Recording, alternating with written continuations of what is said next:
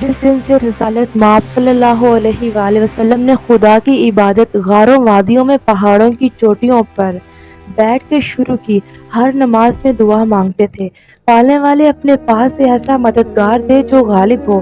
محبوب مچلا ہوا تھا کہ مددگار لوں گا تو تیرے پاس سے لوں گا۔ مدتوں سے دعا کر رہے تھے، حبیب کو بات رکھنا تھی، چاہا کہ اپنے محبوب کو اپنے گھر ہی سے مددگار دوں۔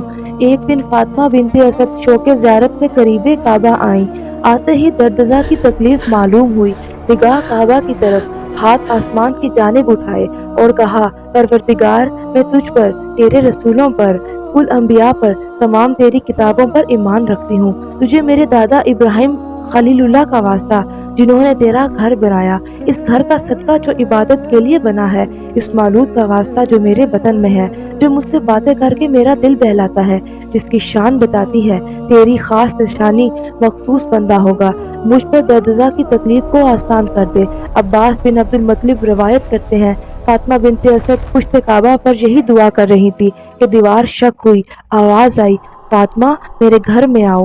اسد کی بیٹی شیر خدا کی ماں نہ گھبرائیں، آپ کے داخل ہوتے ہی دیوار برابر ہو گئی۔ یہ دیکھ کر ہم لوگ اٹھے تاکہ کفل کعبہ کھول کر چند عورتیں خدمت زچا کے لیے بھیج دیں، مگر کسی طرح کفل نہ کھلا۔ آخر راز الہی سمجھ کر چپ ہو گئے۔ اہل مکہ میں اس عجیب واقعے کا گلی گلی چرچا اور عورتوں میں گھر گھر تذکرہ ہوتا رہا۔